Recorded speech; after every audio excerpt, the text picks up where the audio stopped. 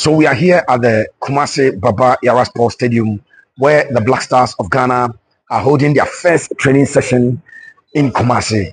Yes, they did a session in Accra, but in Kumasi, this is the first training session of the Black Stars.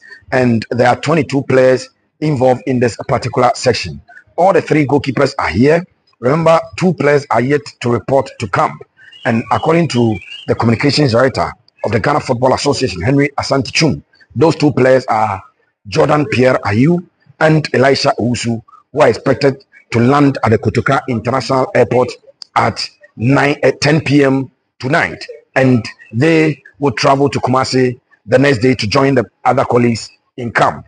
Today's training has been a session that is focused on set pieces. So as you can see in the background, the Black Stars are focusing on set pieces, corner kick situations, and then free kicks that is very close to the 18-yard box. And one thing is clear: Kudus Mohammed has been the person or the player taking all the free kicks. So I'm sure he's the first option when it comes to those dead ball situations very close to the 18-yard box.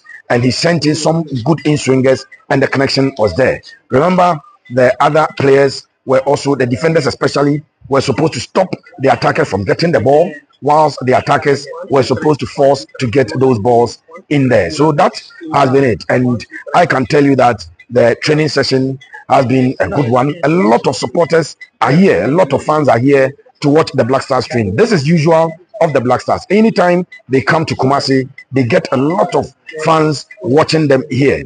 Let's also tell our viewers that tomorrow the Black Stars will hold their training session at 5:30, and that is after the Angolans, the Palancras Negras, have trained at 4 p.m. Then there will be the official presser, and then the Black Stars will train afterwards. Richard Champon, Akoma Sports, Kumasi.